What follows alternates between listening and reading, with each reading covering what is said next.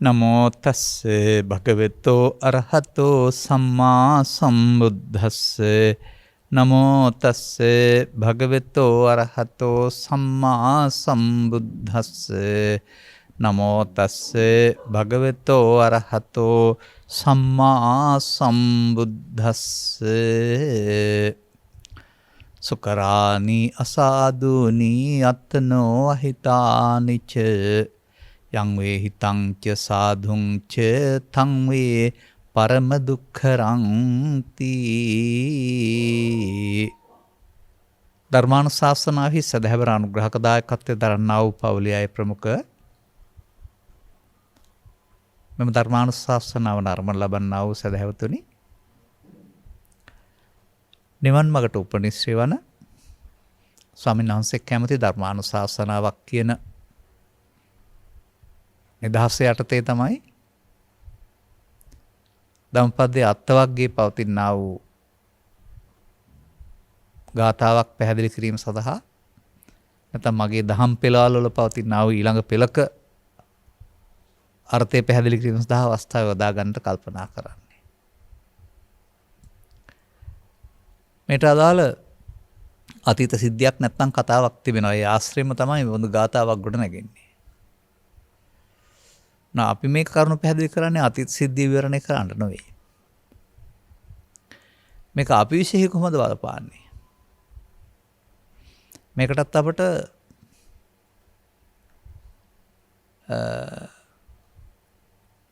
බාහිර ලෝකෙට ගලපලා කියන්න පුළුවන්. පව්පින් දෙකට ගලපලා කියන්නත් පුළුවන්.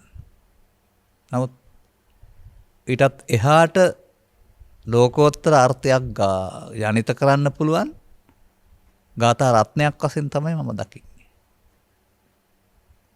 කුමක්ද මේ අත්තනෝ අහිතානිච කියලා කියන්නේ? තමන්ට අහිත පිණිස, අවැඩ පිණිස, අයහපත පිණිස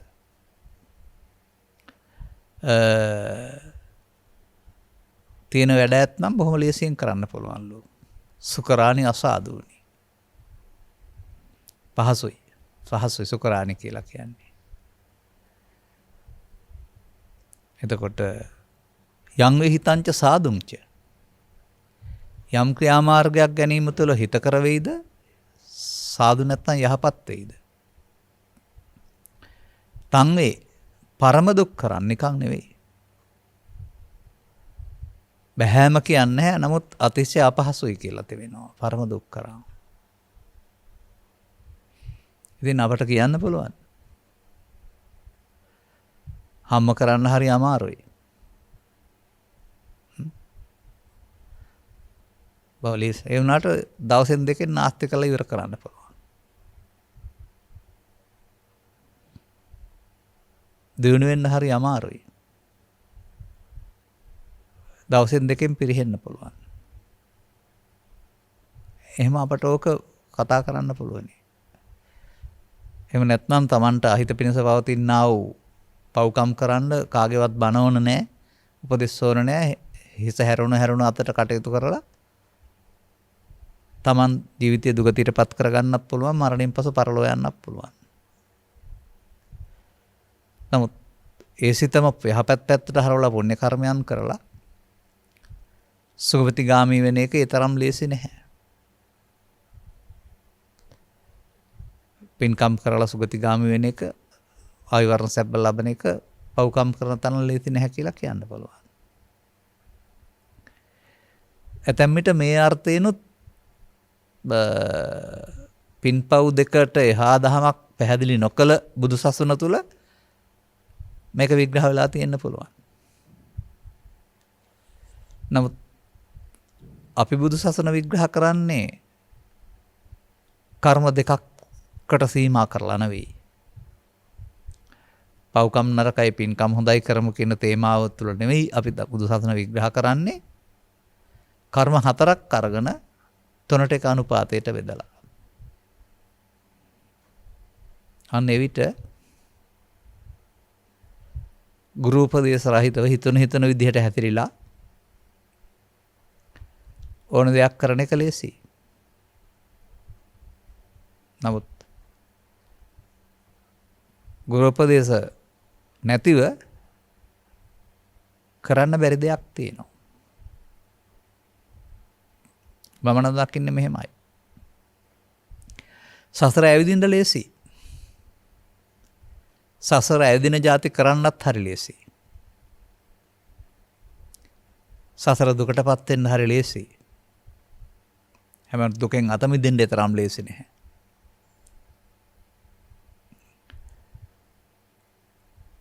පුද්ගලයෙක් වශයෙන් ජීවත් වෙමින්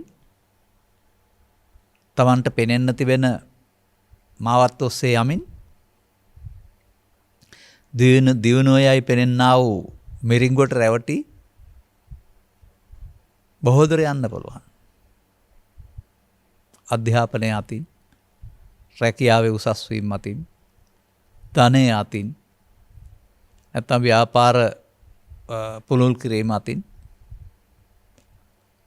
සමහර විට පුවත්පත්වල වාර්තාත් සැප වෙනවා. ලෝදිනා ජයගත් හපන්නු කියලා වාර්තාත් යනවා.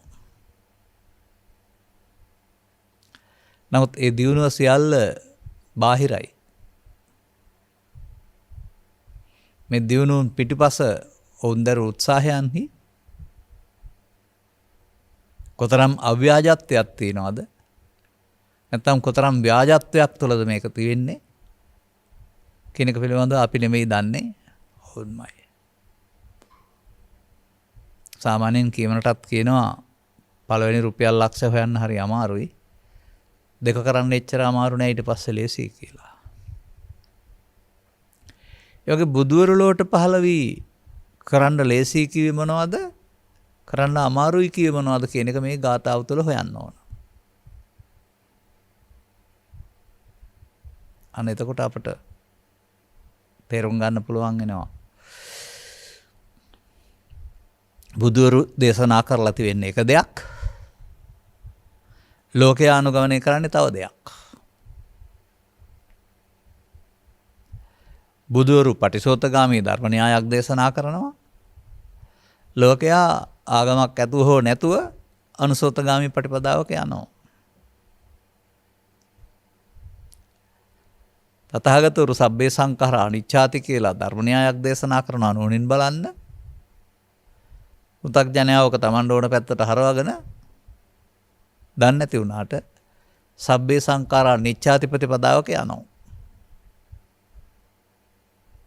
අන්න මේවා තමයි මේක තුළ විවරණය වෙන්නේ. නමුත් තේරුම් ගන්න අමාරු. කවදාවත් ඔවුන් එහෙම නිත්‍ය වශයෙන් දැක්කේ නැහැ, ගත්තේ නැහැ. ඔවුන්ට තේරෙන්න. කරලා තියෙන වැඩේ ඒක වුණාට ඔවුන්ට තේරුනේ නැහැ.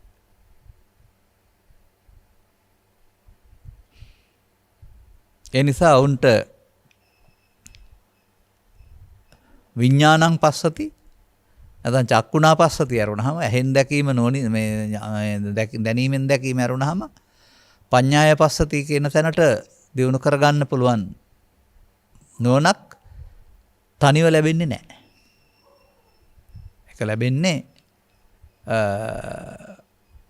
සමාජයට නම් ගුරු උපදේශ සහිතවමයි. බුදුවරුන් කියලා කියන්නේ මාර්ගෝපදේශකවරු.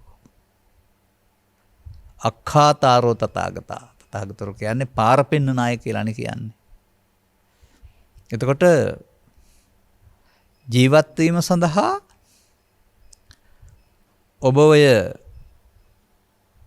මව්පියන්, ගුරුවරුන්, අධ්‍යාපනඥයින්, දේශපාලනඥයින් පෙන්වන්නා වූ පාර පිළිගන්නවා වගේම මේ ජීවිතය තුළම බුදුවරු පෙන්වන පාරත් පිළිගන්නවා නම් තමයි ඔබට ජීවිතයේ දෙපැත්තම ජය ගන්න පුළුවන් වෙන්නේ. ඔබ බුදුවරු පෙන්වන පාර පිළිගන්නේ නැතුව ඒක පස්සේ අනුගමනය කරන්න හිතාගෙන බුදුවරු හෝ ධර්මය හෝ සංඝයා වඳින පුදුන පූජනීය වස්තුවක් බවට පත් කරගෙන ඒකත් ජීවිතයට අංගයක් වශයෙන් එකතු කරගත්තාම පුණ්‍ය මාර්ගයක් වශයෙන්. නමුත් ඔබ අර අනිත් අය පෙන්නපු මාර්ගයක් ඔස්සේ ධනයෙන්, කුලයෙන්, නිලයෙන්, බලයෙන්, අධ්‍යාපනයෙන් කොහෙන් හරි ලොකු කෙනෙක් වෙන්න පරතරයට යන්නට කාලය ධනය කැප කරන්න පුළුවන්. කාලය ධනය සමය සියල්ල කැප කරන්න පුළුවන්. ඔබට යම් යම් ප්‍රතිලාභ ප්‍රශංසා නැත්නම් සුඛයන් ලැබෙන්නත් පුළුවනි. නමුත් මේ ගාථාවෙන් පෙන්වන්නේ ඒක නෙමෙයි. මා දකින්නේ පුද්ගලයෙක් වශයෙන් කටයුතු කිරීම ලේසි. පුද්ගලයා පුද්ගල ස්වභාවය ඉක්මවා යමින් ඊට එහායින් පවතින අප තුළ පවතින ගැඹුරු ධර්ම න්‍යායක් උපයෝගී කොටගෙන ඒ ගැඹුරු ධර්ම න්‍යාය තුළ ආපසු යන එක අපහසුයි. මා අත්දැකීමම දන්න දෙයක් තියෙනවා.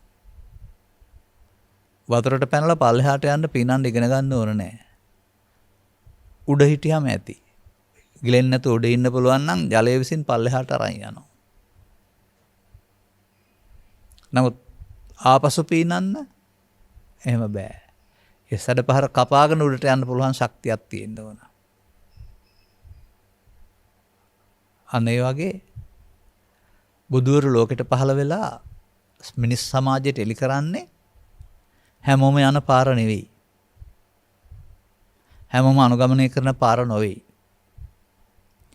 ඒ මිනිස් වර්ගය අතරම සිටමින් වෙනස් මාවතක යමින් බාහිර වශයෙන් නොවේ අධ්‍යාත්මික වශයෙන් වෙනස් මාවතක යමින් වෙනත් භූමියක් කරා වෙනත් තැනක් කරා තෝතැන්නක් කරා ඡේම භූමියක් කරා ජීවිතේ මෙහෙවන මාවත. දැන් අසුපිට නැගී අස්වාරෝහකයා අස්සයා මෙහෙවනවා. එවිටයි ජයකනුව කරා යන්නේ. අන්න ඒ වගේ ඔබට මේ ජීවිතය ඉබේ මෙහෙවෙන්න ඇරලා බෑ කැමති පරිදි. ඔබට ඉලක්කයක් තිබෙන්න ඕන. මෙහෙවන්ට අවශ්‍ය අවබෝධයක් ලැබිලා තියෙන්න ඕන. මම කතා කරන්නේ මිනිස්සුන්ගේ ඉලක්කය නෙවෙයි. මිනිස්සුන්ට නම් විවිධ ඉලක්ක තිබෙන්න පුළුවනි. මම කතා කරන්නේ උප්පතින් හරි පරම්පරාවෙන් හරි ඊට පසුව හරි මේ බෞද්ධ කියන වචනට අයිති අයගේ ඉලක්කය. ලෝකේ බෞද්ධ කියන අයගේ ඉලක්කයක් තියෙනවා බොහොම ඈත බොහෝ දෙනාට. හිතන්නවත් බැරි තරම් ඈත තියාගත්ත ඉලක්කයකට තමයි යෝන් යන්න සූදානම් වෙන්නේ.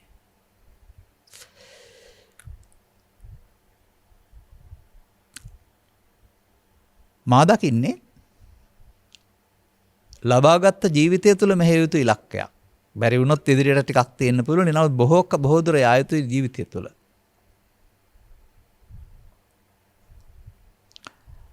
අන්න එහිදී ඔබව බලවත් කරන ස්වභාවයෙන් ඔබ තුළ හටගන්නා වූ ඔබ බොහෝසත් කරගත්තා වූ බලවේග ටිකක් තියෙනවා. මෙන්න මේ බලවේග වලට නතු වෙලා ඔබ යන්නේ. ඒක පහසුයි. ඒක යනාතට යන එකක්. මේ යනාතට යන්නා වූ අය දුර්වලයන් වශයෙන්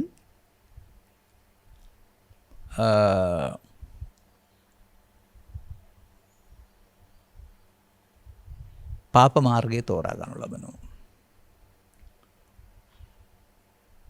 ඔවුන් එතකොට ඒ තුළ චිත්ත අභ්‍යන්තරය කසල වලින් පුරවා ගනිමින් ජීවිතය අතිශය දුක්බර කර ගනිමින් ජීවිතයෙන් එහා පැත්තට යන්න පාරක් හදා ගන්නවා.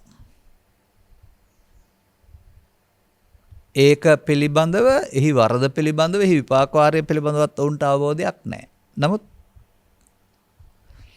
අවබෝධයක් තියෙන්න ඕන නැහැ. ඒ ගමන යන්න පුළුවන් වෙනවා. මේකට බුදුන් වහන්සේ නමක් දෙලා තියෙනවා පාපකාරීන්. පවෙන් පරලෝ යාම දුගතිගාමීම. බොහොම සුකරාණී. පහසුයි.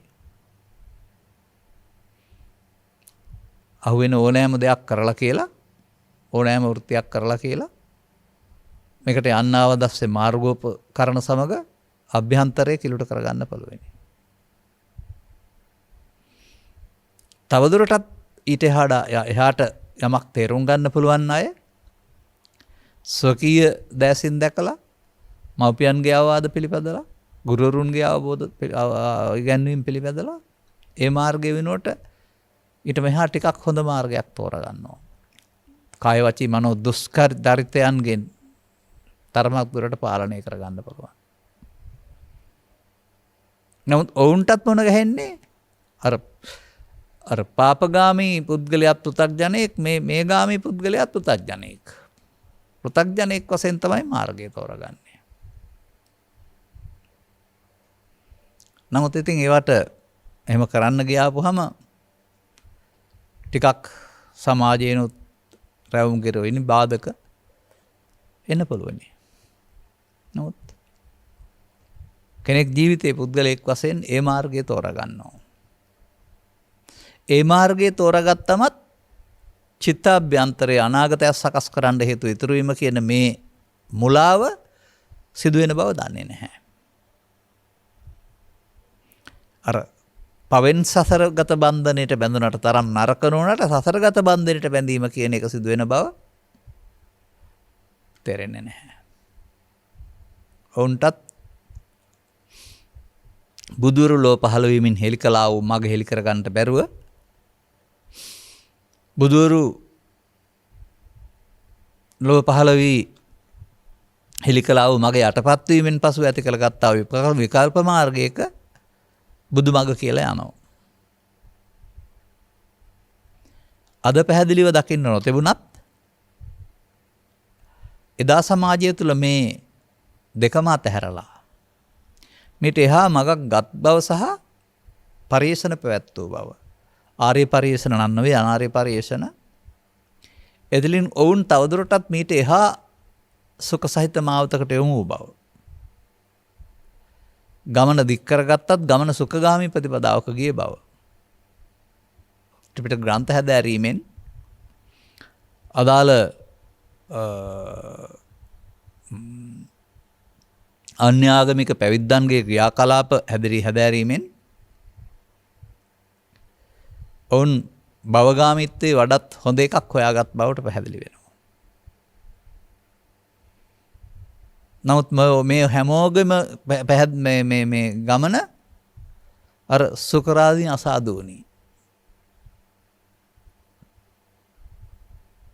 පහසු ගමනක්. අර යංවේ හිතන්ත සාදුංච තංවේ පරම දුක්ඛරං නෑ ඔය එකකවත්. අන අපට පරපුරෙන් බෞද්ධකමක් ලැබිලා තිබෙන්නේ නැත්නම් බුදුබණ සවන් දෙන්න ලැබෙන්නේ හැමෝම යන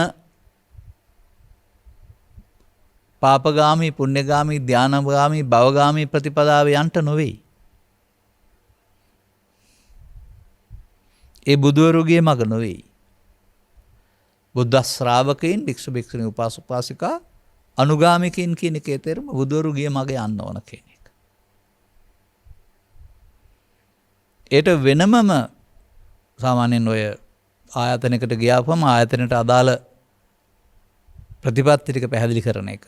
යම් යම් රටවලට ගියාම ඒ රටට අදාළ භාෂාව ප්‍රගුණ කරලා තමයි ඊට පස්සේ ප්‍රවැසිභාවය දෙන්නේ හෝ අධ්‍යාපනය ලබා දෙන්නේ. ඒ වගේ මීට අදාළ පූර්ව සූදානමක් මේ ගමන වෙනස් කරගන්නට අවශ්‍ය පූර්ව සූදානමක් තථාගත බුදුවරු විසින් ස්වකීය ධර්ම දේශනා තුළ එලි කරලා තිබෙනවා. ධර්ම ශ්‍රවණය ධර්ම දේශනේ යනු මේ කරුණු පැහැදිලි කිරීමමයි. ධර්ම ශ්‍රවණය යනු මේ යන ගමන් මගේ තිබෙනා වූ මායාකාරී ස්වභාවය පිළිබඳව දූරදර්ශීව දකින්න එක. මේ බුදුවරුන්ගේ අවවාදානුශාසන නැතුව යන මාර්ගයේ පවතිනා වූ මායාකාරී ස්වභාවය පිළිබඳව දකින්න එක. ඒ හුදෙක් භවගාමී බව සහ භව නිරෝධගාමී නොවන බව දකින්න එක. එවිට එහි පවතිනා වූ අති දීර්ඝ සසර ගමනකට වැටෙන බව සහ යලිත් මෙම දුර්ලභ ගණයේ අවස්ථාව කවදාකොතන කොහෙදී මුණ ගැසෙයිදයි කියන්නට බැරි තරම් මේ දුර ගමනක් බව තේරෙන විට ලබාගත් ජීවිතේ පවතිනා වූ මීට අදාළ සම්පත් ඔබ කතා කරන ලෞකික සැප සම්පත් නෙමෙයි මම කතා කරන්නේ මීට අදාළ සම්පත් තියෙනවා අන්නේ සම්පත් පරිභෝජනයෙන් නැත්නම් පරිභෝගයෙන් අනුගමනය කළ යුතු හෙළි කළ ගත යුතු මාවතක් තියෙනවා තේරුම් ගන්න ඕන කරුණ ඒ තමයි මනුස්ස පටිලාභෝච මනුස්ස ප්‍රතිලාභය ලැබ තථාගතරු හෙළි කළ දා වූ සදහම් නිකම් දහම් නෙමෙයි සදහම් සද්ධම්මස්ස දේශනා ඒ අනුසාරයෙන් සකස් කළ ගත යුතු මඟ සදහම් අනුසාරයෙන් සකස් කළ යුතු මඟ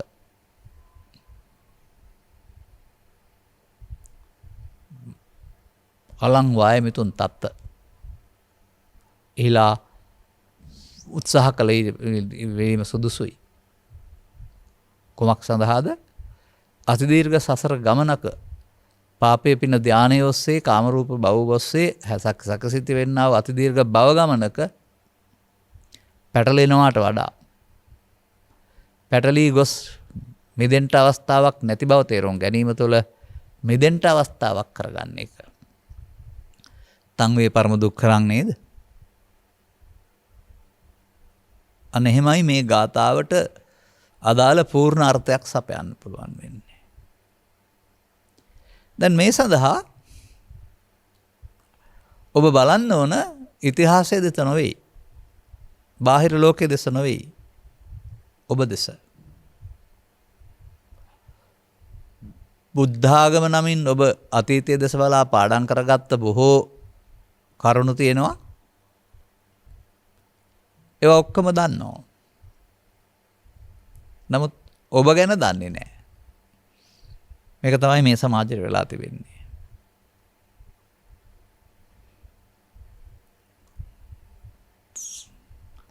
පාරමිතා සම්පූර්ණ කරපු කාලේ පටන්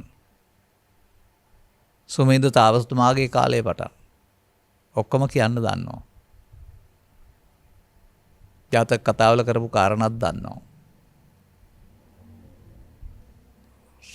රජමාලිගය තුළ ඉඳපු සැපත් දන්නවා. දුෂ්කර ක්‍රියා ගැනත් දන්නවා. බුදු වෙලා කියපු බණ ගැනත් දන්නවා. ධාතු නිධානය ගැනත් දන්නවා. ඊට පස්සේ ලංකාව පුරා නැත්නම් ලෝකේ පුරා බුදු සසුන ව්‍යාප්ත වුණ ආකාරයක් දන්නවා. ඒ වගේම චිත්ත වීති ඇතුලේ චක්කු ద్వාරික, ස්වාත ద్వාරික, ගාන ద్వාරික අතිමහන්තාරම්මන චිත්ත වීති වලින් භවංග වෙන හැටිත් දන්නවා කියන්නේ. අතීත භවංග භවංග චලන කියලා. මේ විදිහට බොහෝ දේවල් දැනගන්නවා. නමුත් අදාළ දේ දන්නේ නැහැ. මම එහෙමයි කියන්නේ. විවාහයක් ලෑස්ති කරගන්නවා. නැති වටපිටාවේ තියෙන උංගුව දේවල්. නෑ දැන් ඉන්න කියන්න තියෙනවා මංගල උත්සව ලෑස්ති කරනවා හෝටල් වලට කියන්න තියෙනවා ඇඳුම් පැළඳුම් හොයන්න තියෙනවා පින්තූර ගන්න තැන් හොයන්න තියෙනවා.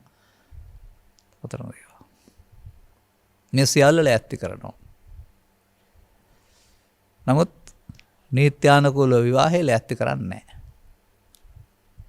දැන් ඔබ කොතරම් වේදම් කරලා මේ උත්සව පැවැත්වුවත් රජය පිළිගන්නේ නැහැ ඔබ නීත්‍යානුකූලව විවාහයි කියලා. විවාහ වුණායි කියලා. ඇයි? රෙජිස්ට්‍රාර්වරයෙක් ඉදිරියේ කැමැත්ත ඇතුව අස්සම් කරන්න ඕන. මේක නෙමෙයි විවාහය කියන්නේ. නමුත් මම මේ පෙන්නන උදාහරණයක්. එතකොට රජය පිළිගන්නවා ගහක් යට හිටියත් කොහේ හිටියත් දැන් ඔවුන්ට ඔවුන් නැති කියලා. කල යුතු ප්‍රධාන දේ කරන්නේ නැතුව මොන දේ කළත් ඒක ඊට පස්සේ විවාහය වෙන්නේ නැහැ නේද? තේරුණාද මේ උදාහරණය? ඒ වගේ ඔබ විශාල ශාස්ත්‍රයක් පරිශීලනය කරලා දන්නවා. සාසන ඉතිහාසයේ, බෞද්ධ ඉතිහාසයේ, නැත්නම් බෞද්ධ ශිෂ්ටාචාරයේ, පුරාවිද්‍යාව තව මොනවා හරි දේවල් ඔස්සේ නතර නොවි කතා කරන්න. ඒත් ඔබ කවුද කියලා ඔබ හෙව්වේ නැහැ. කසාද සහතිකයක් නැති විවාහය වගේ තමයි. අන්න ඒ නිසා මේ දුෂ්කර ගමන යන්නට අර ආපහු පීනන්න ඕන දැනීම ලබා ගන්න වෙනවා. මෙහිදී අපි කරන වැඩේ පිළිබඳව තථාගතයන් වහන්සේ දීලා තියෙන අරුත් විග්‍රහය අපිට තේරෙන්න වෙනවා. අපි කරමින් ඉන්නේ මෙන්න මේකයි කියලා තේරෙන්න වෙනවා. මොකද්ද කරමින් ඉන්නේ? මව්කුසෙන් බිහි වෙලා ජීවිත අවසානයේ දක්වා කමින් බොමින් නාමින් හම්බ කරමින් ජීවත් වෙනවා. පස්දර පිනවමින්. ඒ ගමන තුළ ඊට එහා යමක් චිත්තාභ්‍යන්තරේ රාශි වෙන බව, මේ තුලින් භවගාමී වෙන බව, සංයෝජන වෙන බව කවුරුත් දන්නේ නැහැ. සංයෝජන වෙනවා කියන්නේ මෙයින්ම සසරට බැඳෙනවා. අන්න සසරට බැඳීම තුළ භව ගමනක් අරුණාම බුදුරජාණන් වහන්සේ ලෝකේ පහළලා දේශනා කළේ සසරට බැඳෙන්නේ සංයෝජන ප්‍රහාණ සූත්‍රයක් පවතින්නේ. බැඳෙන්නේ නැතුව කොහොමද ජීවත් වෙන්නේ? තේරුම් ගන්න. ඒ සඳහා ඔබට ඔය බාහිර වශයෙන් උගන්වන පින පිළිබඳ දැනීම, පවෙන් ඉවත් වීම පිළිබඳ දැනීම, ශික්ෂාපද මට්ටමින් සංවර වීම කියන ඒවා උපයෝගී වෙන්න පුළුවනි. නමුත් 100%ක් ප්‍රමාණවත් නැහැ, සාර්ථක නැහැ. මොකද තථාගතයන් වහන්සේ මේ පිළිබඳ විග්‍රහය කරන්නේ එමුදු බාහිර ක්‍රියාකාරකමක ප්‍රතිඵලයක් වශයෙන් නොවේ. ඒ බාහිර ක්‍රියාකාරකම් කරන්න ගියාම චිත්තාභ්‍යන්තරයේ සිදුවෙනා වූ හානියක් පෙන්වා දෙමින් මේ හානිය වළක්වා ගැනීමේ මාර්ගයක් වශයෙන්. කුමක්ද හානිය? පරිහාන ධම්මං ඕ භික්ඛවේ දේසිස්සාමි. ඔබ ජීවිතයේ මුල සිට අග දක්වා යනකොට බාහිර වශයෙන් උගත් බුද්ධිමත් දියුණු ධනවත් වෙන්න පුළුවන්. ඇතුළතින් ඔබ පෘථග්ජනෙක් නම් පිරිහෙන මාර්ගයක ගිහින් තිබෙනවා. මොනවද ඔබ විපලත්වයට පත් කරන් තිබෙන්නේ? දන්නේ නැතුව. දැන් Taman සතු මුදල් හරි ස්වර්ණාභරණ හරි ඉඩකඩම් හරි තවත් දේවල් පිළිබඳව දන්නවනේ. මෙතරම් දෙයක් නිත්‍යානුකූලව හෝ නැතුව මා සතුව තියෙනවා කියන්නේ. නමුත් ඔබ දන්නේ නැහැ රාග වේපුල්ලම්, දෝෂ වේපුල්ලම්, මෝහ වේපුල්ලම් වූ කාරණා තුනක් යටතේ තවත් විපලත්වයක් සිදු වෙලා තිබෙන බව. චිත්තාභ්‍යන්තරේ. මේ විපුලත්වය ඔබට සහනය වෙනකොට අසහනය ගෙනත් දෙන බව.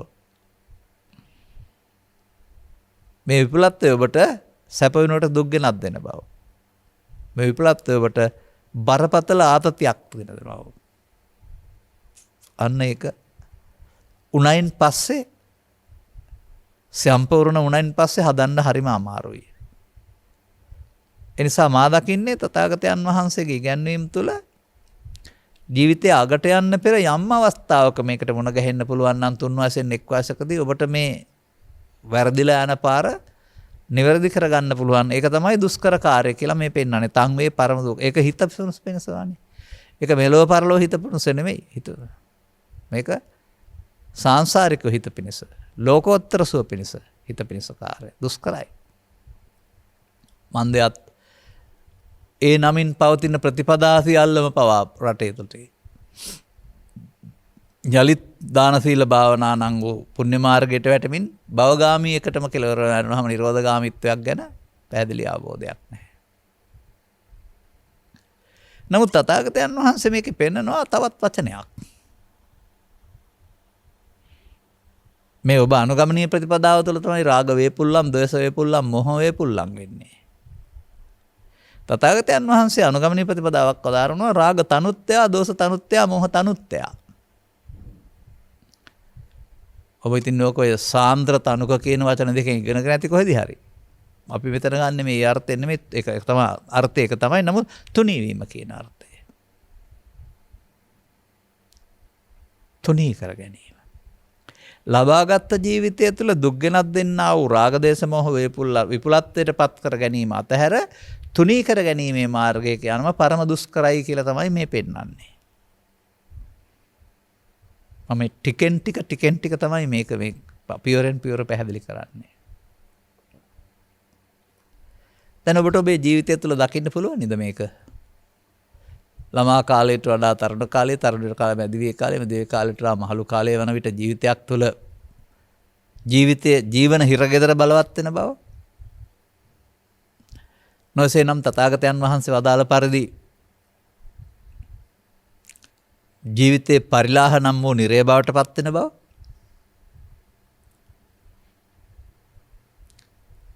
ඒ කරුණු පැහැදිලි කිරීමෙන් මම යම්කිසි සතුටක් ලබනවා තවදුරටත්. කොමක්ද? උදේ පටන් හවස් වෙනතුරු දකිනහන හැම කාරණයක්ම අකමැත්ත අප්‍රසාදය අප්‍රසන්න බව ජනිත කරන දේවල් නම් කෙනෙකුට දොරවල් හයට මුණ ගැසෙන්නේ. ඊට පස්සේ ඔහුට මේ ලෝකේ සැපක් ඉතුරු වෙන්නෙම නැහැ. ඔබ ක්‍රමයෙන් යන්නේ මෙතෙන්ට පෘථග්ජන නම්. අර සුගතිගාමීන්ට අවශ්‍ය අබමල් රේණුව තරම්වත් යහපතක් කරලා නැහැ කියලා දේවදත්තට කිව්වා වගේ අන්තිමට මේ තුන වැඩෙනකොට ඒකට එකතු වෙනවම ඊට එහා විඳින්න පුළුවන් තත්වයක් ජීවිතේ ඉතුරු වෙන්නේ නැහැ. ඒක තමයි පරිහාන ධම්මං හෝ භික්ඛවේ දේසිස්සාමි.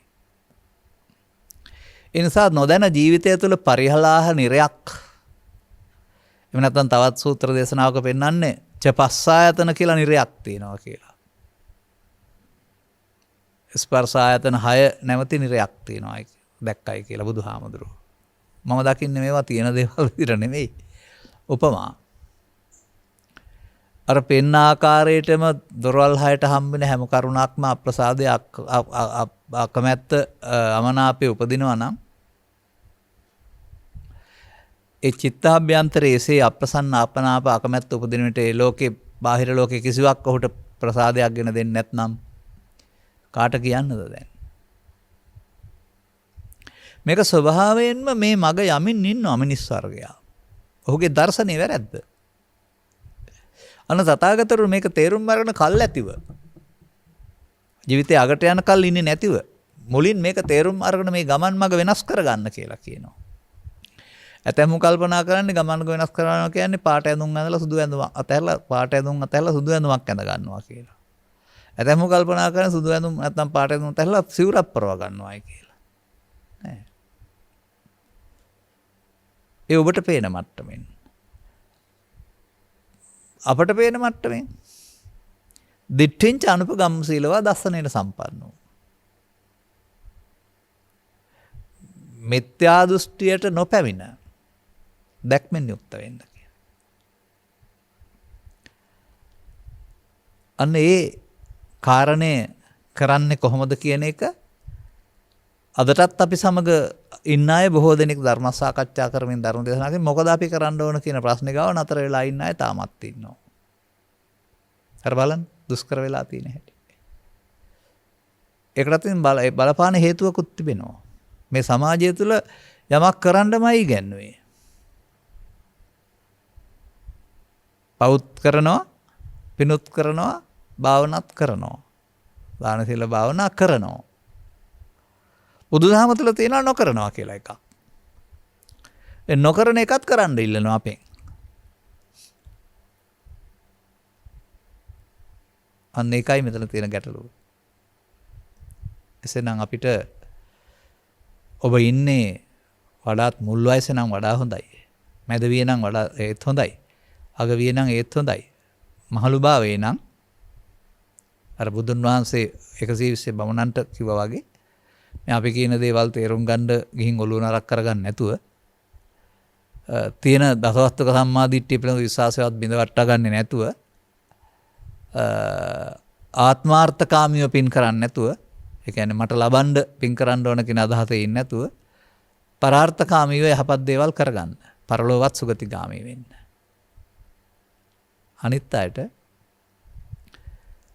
මේ මෙතෙක් ආපු ගමන් මගේ පවතින්නේ ආත්ම දෘෂ්ටියේ අනාත්ම දර්ශනය එකතු කරගන්නේ කොහොමද කියලා තේරුම් ගන්න හැටි හොයාගන්න. දැන් ආත්මානාත්ම කතා කරන්න ගත්තාම මේක ජීවිතය තුළ කතා කරන්න බෑ. පොතනම් කතා කරන්නේ ජීවිතය තුළ තමයි. ඉගැන්වීම් කතා කරන්නේ ජීවිතය තුළ තමයි. නමුත් අපි කතා කරන්නේ ජීවිතයේ ඒකකයේ තුළ.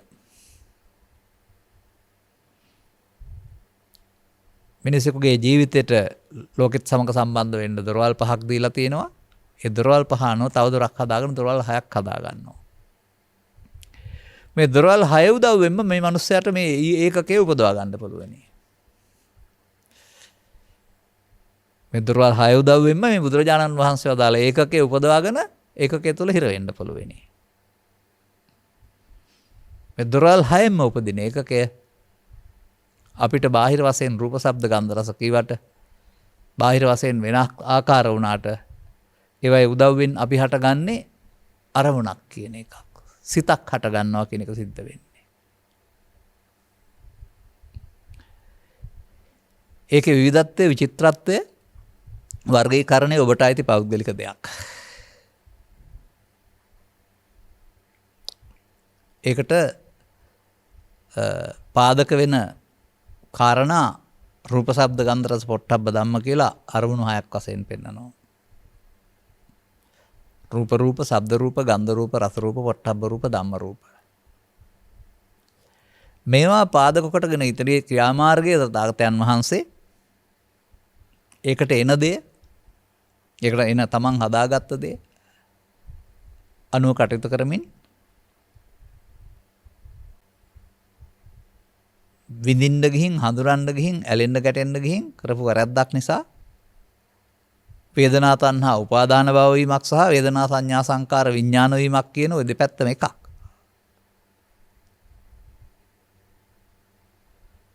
කාර්ය දෙකක් වුණාට ඒ සිදුවෙන දෙපැත්තක් පෙන්වන්නේ. වේදනා සංඥා සංකාර විඥාන වීමෙන් පංචස්කන්ධ බවට පත් වෙනවා. වේදනා තණ්හා උපාදාන භව වීම තුළින් සංයෝජනය වෙනවා. ලෝකෙ විඳින්න ගිහින් විඳින්නේ ලෝකය කියලා හිතාගෙන ලෝකෙ විඳින්න ගිහින් ලෝකයට සිතින් ඇලීම තුළ ඇලෙන්නේ නැතුව ලෝකෙත් එක්කලා ගනුදෙනු කරන්න දීලා තිබුණ අවකාශය ඔබ නැති කරගන්නවා. ඔය ඇලෙන්නේ නැතුව ලෝකෙත් එක්කලා ගනුදෙනු කරන්න පුළුවන් අවකාශය තමයි ඔය බුදුන් රහතුන් පාවිච්චි කරන්නේ. උන්වහන්සේලාත් මේ ලෝකේ වැඩ ඉන්නවා. ගමන් වැඩම කරනවා. දන් වළඳනවා. මව්පියන් ගැන බලන්න යනවා. මිනිස්සු ලෙඩ කොට පිහිට වෙනවා. බැලුවා වෙනසක් නැහැ. නමුත් උන්වහන්සේලා තුළ තියෙනවා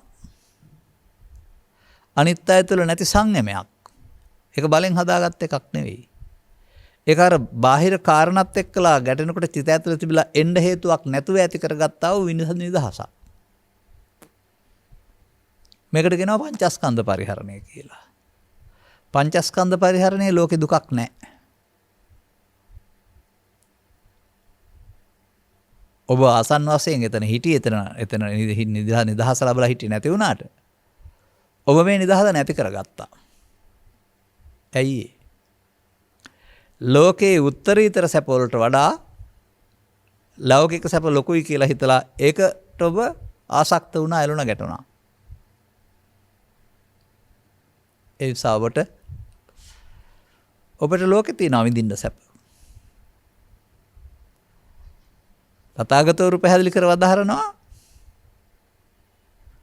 බාහිරින් ලැබෙන දෙයකින් තෘප්තිමත් වෙනවට වඩා Tamanගෙන් තෘප්තිමත් වෙන්න පුළුවන් විදිහක් තියෙනවා තේරුම් ගන්න කියලා.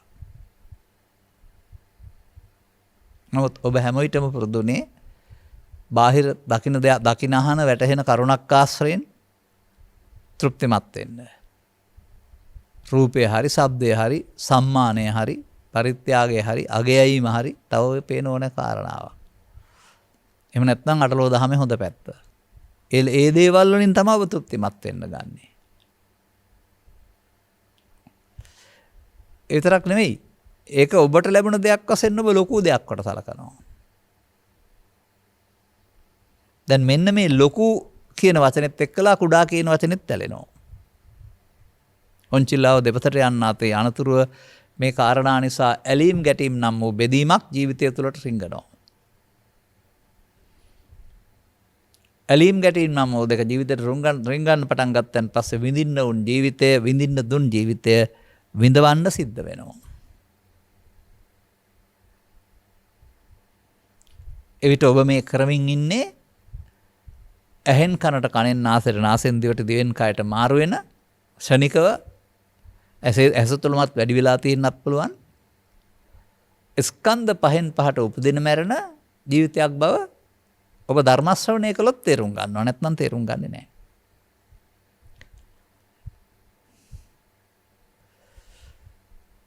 ඒවට අදාළ දේවල් ඔබ කලමන දේවල් බාහිර ලෝකයේ තියෙන කියලා ඒවට අදාළ ප්‍රතිචාර දක්වන්න ඇලෙන්න ගැටෙන්න යාමතුරු ඔබේ චිත්තාභ්‍යන්තරයේ දූෂිත වෙන බව ඔබ දන්නේ නැහැ.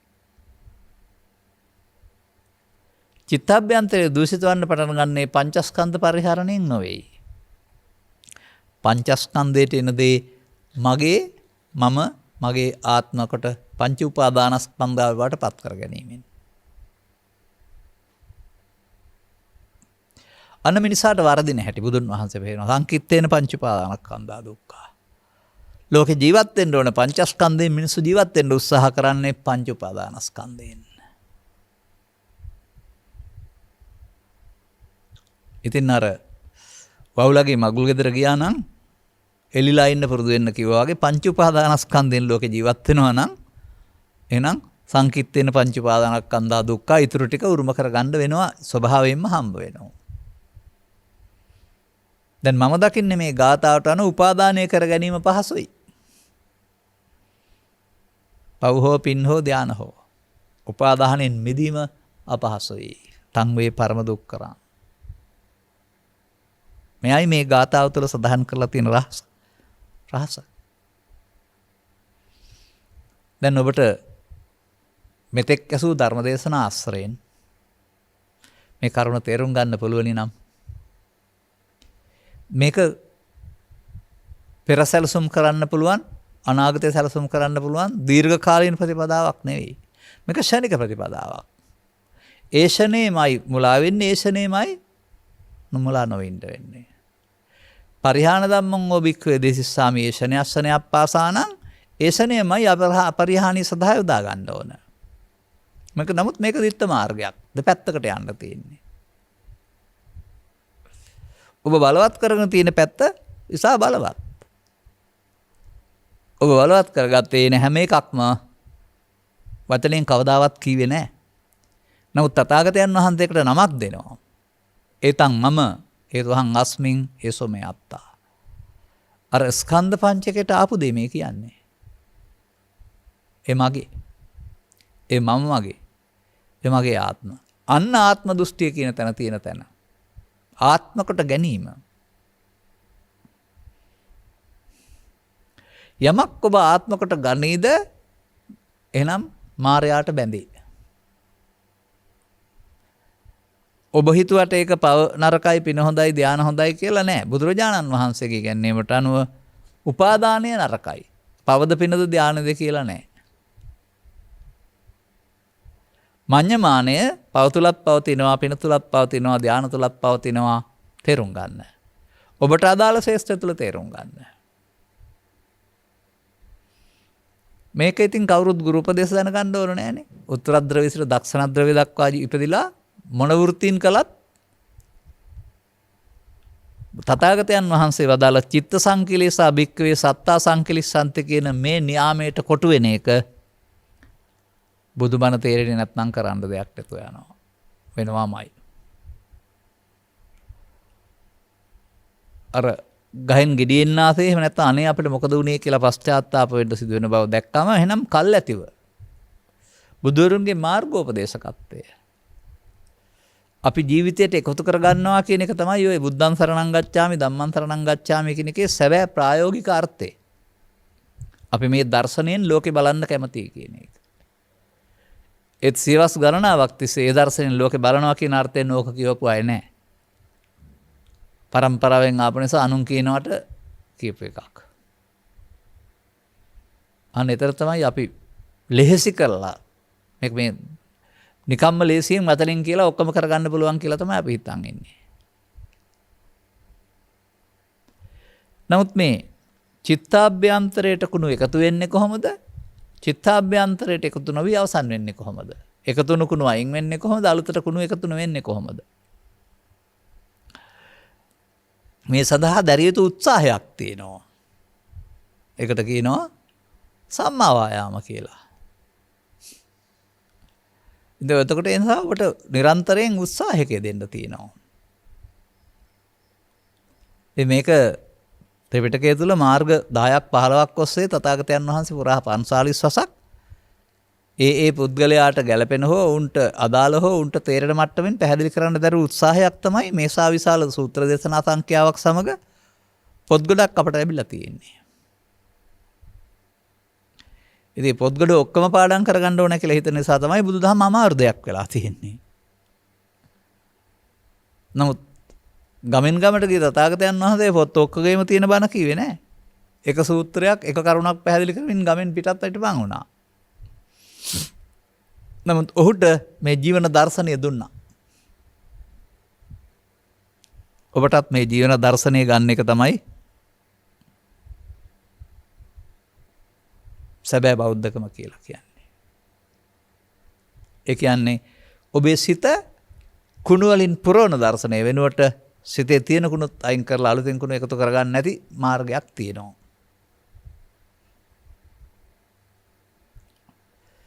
අන්න එයයි ඔබට සැප ලබා දෙන මඟ.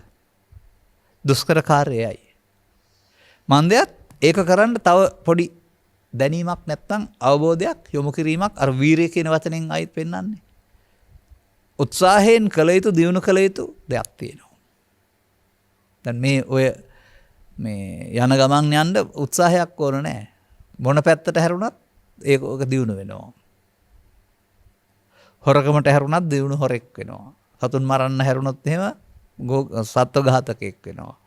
මත්වල වල බවට හැරුණොත් එහෙම අන්තිමට බේබේ කෙනෙක් බවට පත් වෙනවා. අර බලන්න ටික ඕනෑම පාරක් දියුණු වෙනවා. ඒට ඇබ්බැහිවීම දියුණු වුණාට ඇතුළතින් සිදු වෙන්නේ පරිහානියක්. ඒවයි. නමුත් මේ මග දියුණු වුණොත් දියුණු වෙනකොට ඇතුළතින් සිදු වෙන්නේ අපරිහානිය. එතකොට මේ බුදු සමයෙන් පෙන්වන්න හදන්නේ ලබාගත් මිනිසාට ජීවිතය තුළ නිදහසක් ලබා දෙන්න. ආතතිය නැමැති වේදනාවෙන් පෙළෙන නෙමෙයි. මේ ඔළුවේ තියෙන බරට වඩා විශාල බරක්. සාමාන්‍යයෙන් ඔළුවේ කිලෝ 100ක් 200ක් තිබ්බොත් එහෙම වැඩිදුර යන්න බෑ, බර දැනෙනවානේ. කිලෝ ගණනට වඩා විශාල බරක් ඔළුවේ ඇතුලේ. ඔළුවේ නෙමෙයි, ඉසට මතෙන් නෙමෙයි.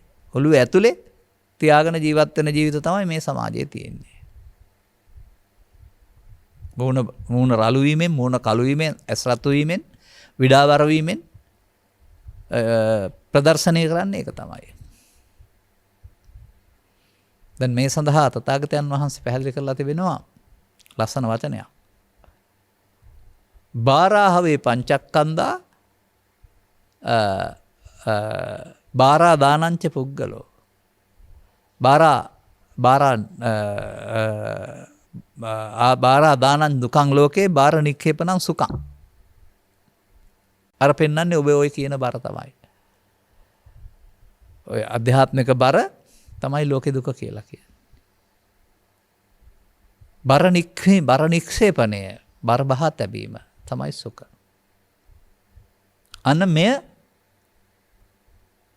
ගෙදර හිටියත්, විහාරස්ථානයේ හිටියත්, ආරණ්‍යක හිටියත්, රැකියා කරන ස්ථානයක හිටියත් ඔබට පැවරුණ රාජකාරිය පැහැර නොහැර ඒහා සමග යන අන් අයට නොපෙනෙන වෙනත් ක්‍රියාමාර්ගයක් වශයෙන්, මොකද මේක හොඳට අපට තේරෙනවා මේක වෙන වැඩක් නෙවෙයි කියලා. එදිනෙදා කරන කටයුත්ත සමග බැඳී යන්නා වූ තවත් වැඩක් කරුණාම වෙනම ලෑස්ති වෙලා කරන්න ඕන වැඩක් නෙවෙයි කියලා තේරෙනවා. කොහොමද අපි අවසන් විනාඩි කීපයකට එකතු කරගන්නේ? අපි ගන්නවා අර පහාන සංඥා කියන වචනේ තියෙන අර්ථය. එවිට තියෙනවා ඔබට අදාළ අර්ථයක් ඔබේ හිතේ හටගන්න. ඇසෙන්ද, කනෙන්ද, නාසෙන්ද, දිවෙන්ද, කයෙන්ද හටගන්නා දෙයක් තිබෙනවා මෙතෙක්කල් බලවත් කරගත්ත. uppannam කාම විතක්කං, uppannam ව්‍යාපාද විතක්කං, uppannam විසිතා විතක්කං. ඔබ මෙහෙවන්නේ මෙන්න මේ බලවේගයේ විසින් බව ඔබට තේරෙනවද? ඔබ නෙවෙයි ඔය.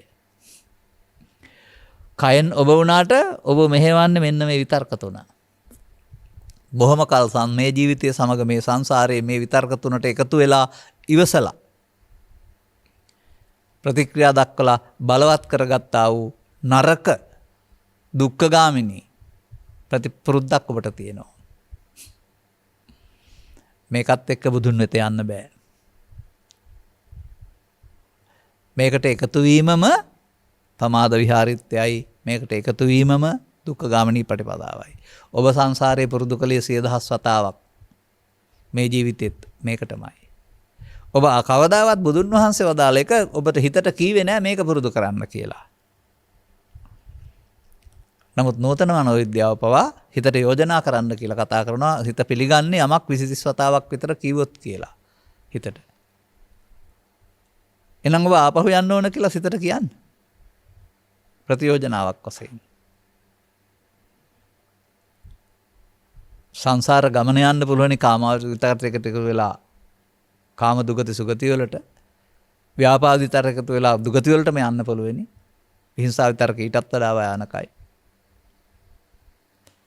ඒ නිසා බුදුරජාණන් වහන්සේ ඒ ක්‍රියාමාර්ගයට පෙන්වන්නේ අපහාන. අන අපහාන සංඥා පාරේ තමයි ඔබ යන්නේ. බොහොම ලේසි. නමුත් පහාන සංඥා බොහොම අපහසුයි. ඒ බලපත්‍රයේ බුදුරජාණන් වහන්සේ ලබා දෙන්නේ සසුනට ඇතුළු වුණොත් පමණයි. සසුනට ඇතුළු වුණොත් කියන්නේ මහාන වුණොත් පමණයි කියන එක නෙවෙයි. තථාගත අනුශාසනාව පිළි අරගෙන භික්ෂු භික්ෂුණී උපාසක උපාසිකා භාවයට පත් වෙනවා නම් ඇඳුමින් නෙවෙයි. එහෙම නැත්නම් ආර්ය මග්ග ආර්ය මාර්ගයේ යන අය තමයි ආපහු යන්නේ. මේ ආපහු යන ප්‍රතිපදාවේ මේ නාදිවාසේති පජහති විනෝදේති බයන්ති කරෝති කියන කාරණාවට අදාළ ප්‍රහාණය ක්‍රියාත්මක කරන්නේ ආර්ය මාර්ගයයි. ඒ නිසා ඔබට මේ ඇඳුම කෝක වෙතත් රැකියාව කෝක වෙතත් මේ දැක්මෙන් මේ ආර්ය මාර්ගයට එන්න වෙනවා. ඒකදී ඔබට බලපත්‍රයක් බුදුන් වහන්සේ ලබා දෙනවා. ඒ බලපත්‍රය ලබාගෙන අනුගමනීය ප්‍රතිපදාවක් තුළ අඩු වැඩි වශයෙන් ආපහු යන්න පුළුවනි. දැන් ඔබ ආපු පාරට කියනවා අර අපි කතා කළේ රාග වේපුල්ලම්, දෝෂ වේපුල්ලම්, මොහ වේපුල්ලම් කියන වචනයක්. ඒ වෙනුවට අපි කතා කරන එක ලෝභය බලවත් වීම, ද්වේෂය බලවත් වීම, මෝහය බලවත් වීම. ඒ ලෝභය, ද්වේෂය, මෝහය බලවත් වීම දුක්ඛගාමිනී ප්‍රතිපදාවයි, සතර දුකයි. මෙන්න කරන්න පහසු පාර බුදුදහමේ. මොනම ගුරු උපදේශයක්වත් තෝරන්නේ. හැරුණ අතට යන්න පුළුවන්. නමුත් අර අපහසු දේ තමයි ලෝභක්ඛය, ද්වේෂක්ඛය, මෝහක්ඛය. ඔබ මේ එකතු වීමෙන් බලවත් කරන තැන එකතු වෙන මොහොතම එකතු නොවෙන්න මොනවා කරන්න ඕනේද? ඒ පමණයි ඔබ බුදු සමය ඉගෙන ගත යුතු. වැඩි කරන්න නම් අර කසාද සාතිකේ පමණයි අනිත් උත්සව පැවැත්වුවත් එකයි නැතත් එකයි කියලා කියන්නේ. පිළිගන්නවනේ රජය. අන්න ඒ වගේ ඒ පමණයි මිනිසෙක් තේරුම් ගත යුතු. ඒකයි මම කියන්නේ බුදුදහම හරි ලේසි ටිකයි කියලා. නමුත් මේ ටික සාමාන්‍යයෙන් මම දැකලා තියෙනවා ඔය විහිළුවට තෑගි ප්‍රදර්ශනය කරන තැන්වල පෝංචි දෙයක්. විහිළුවට තෑගි ටොපියක්, පැන්සලක්, නැත්නම් තව මොනවා හරි කල් කැටයක්. ඔතලා කඩදාසියන ලොකු පෙට්ටියක දාලා කිලෝ 2, 3, 5ක් විතර බර විදිහට තමයි තෑග්ග දෙන්නේ. ගෙදර ගෙනියන්න බැරි තරම්. අන්න ඒ වගේ මේ පුංචි දෙය ලොකු ගොඩකින් ඔතලා වහලා තියෙන්නේ. ඒ ලොකු ගොඩ දිහා බලලා ඔබ මේක අමාරුයි කියලා හිතනවා. නමුත් ඒ ලොකු ගොඩ ලෙහාන ගියොත් මේක පුංචි දෙයක්. අපේ ජීවිතය තුළ අපි කරලා තියෙන්නේ ඕක තමයි. ජාතක පොත, සද්ධර්ම රත්නාවලිය, ත්‍රිපිටකය, එහෙම නැත්නම් තවත් ආගමික ග්‍රන්ථ වල තිබුණා වූ මේ ලොකු පොත නැත්නම් මේ ඔතපු ටික සේරම ලෙහාන ගියා. එතකොට මේ ලොකු ගොඩකින් වහලා තියෙන පොඩි දෙයක්. පොඩි දේ බර නැහැනේ අනුගමනය කරන්න පුළුවන්නේ. අන්න එතකොට බුදු පියාණන් වහන්සේ තෙන්ට අදාළ වචනයක් තිබෙනවා. මෙහෙම අසහියෙන් කටයුතු කිරීමයි කියන ලද ප්‍රමාදයේ සතර දුකට මග වේ. එහෙම පාලි පාඨයක් නැහැ. මම තියෙන පාලි පාඨය සිංහලට සකස් කළා. ඒක විලෝමය. අනිත් පැත්තට. එහෙම නැත්නම් එකක් තිබෙනවා ඉතින්. ඒක කියවෙන්නේ නැති වුණාට. සිහියෙන් කටයුතු කිරීමයි කියන ලද අප්‍රමාදය දුකින් මිදීමට මග වේ. අර පහසු එක තමයි අසහියෙන් කටයුතු කිරීම කියන ලද ප්‍රමාදය. ඒක තමයි සුකරාණි අසාදෝනි අත්තනෝ අහිතානිච. යං හිතන්ද සාදුංච අරක එක පාරවලින් යන්න පුළුවන්. අර සුකරාණි අසාධුනි ඒකට ඕන තරම් පාරවල් තියෙනවා.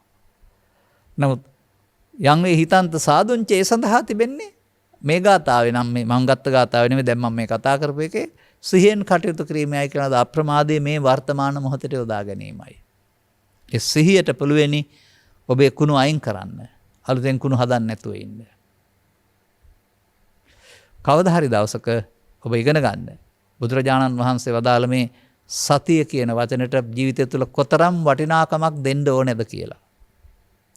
හැම මොහොතක්ම ඔබ ඉගෙන ගත්ත මේ පර්ස් එක තියෙන තැන සිහිය නෙවෙයි. ඔබේ බැංකුවේ තියෙන සල්ලි ගාන සිහිය නෙවෙයි මම අහන්නේ. ඒ මොහොතේ උපදින විතර්කයන්ට කාම හෝ ව්‍යාපාද හෝ විහිංසා හෝ විතර්කයන්ට එකතු නොවිමින් ප්‍රහාණය කරන්න ඔබ කමක් කළ යුතුද? මෙන්න මේ කාරණය පිළිබඳව අවබෝධයක් ඇත්තෙක් වන්න. දැන් ඔබේ ගමන අනිත් අය සමගයි. අනිත් අය අනුසෝතගාමී ඔබ පටිසෝතගාමී. ඔවුන් කර්ම මාර්ගයේ ඔබ කර්මක්ෂය කරන මාර්ගයේ ඔබ ධර්ම මාර්ගයේ. මෙන්න මේක අපි පාලි වචන එච්චර පාවිච්චි නොකර මේ විග්‍රහ කිරීමක් කළේ අදාළ අයට තේරුම් ගන්න. අපේ සූත්‍ර දේශනාවල මේක පැහැදිලි කරන තැන් ඕන තරම් තිබෙනවා.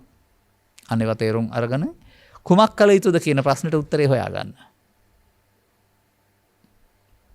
උත්තරය කිසිම මොහතක කාම විතර්කයේ, ව්‍යාපාද විතර්කයේ, විහිංසා විතර්කයට එකතු නොවිය යුතුයි. ධම්මස පාදා ගැනීමෙන් දුෂ්කර කටයුත්ත කරන්න පුළුවන් මාර්ගයේ තේරුම් ගැනීමට මෙම කරුණු පැහැදිලි කිරීම හේතු ආසනාව වේවායි කියන සුභාශිංසනයේ ප්‍රාර්ථනා කරමින් මම ධර්මානුශාසනාව මෙසේ අවසන් කරනු ලබනවා. අදාළ ධර්මානුශාසනාවෙහි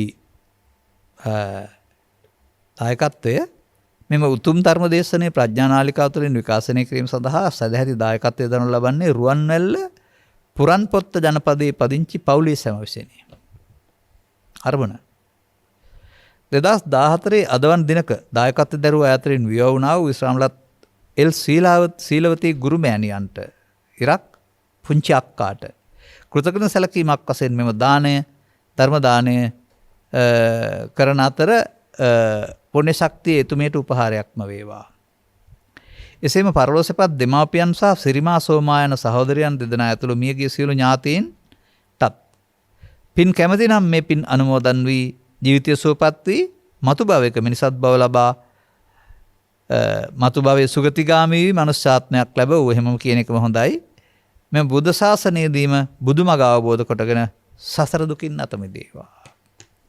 නොවැම්බර් මාස 28 දින ජන්මදිනයේ යෙදුණු රාණී මෑණියන්ට නිදුක් නිරෝගී දීර්ඝායුෂ බව සමග සුබ උපන් දිනයක්ද වේවා.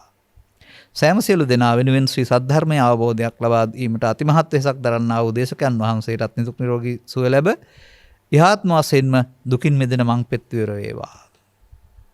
ඔබේ යහපත් පැතුම් සියල්ල සඵල වේවා කියලා ප්‍රාර්ථනා කරන අතර ධර්ම දාණයට මූලිකදායකත් දරු ඔබටත් ධර්ම ශ්‍රවණය කළ හැමටත් මේ බුදුවරු විසින් දේශනා කර වදාලා වූ කරන්ට අපහසු දුෂ්කර කටයුත්ත කරමින් ලෝකෝත්තර සැනසීමට ළඟා වීමට මං පෙත් විවර කරගන්නට මෙම කරුණ පැහැදිලි කිරීම හේතු වාසනා වේවායි ප්‍රාර්ථනා කරගන්න. සබ්බීතියෝ වජ්ජන්තු සබ්බ රෝගෝ විනස්සතු මාතේ බවත් අන්තරායෝ සුඛී දීඝායුකෝ භව. හැම දිනාටම තෙරුවන් සරණයි. මෝහක්ඛයෝ නිබ්බානං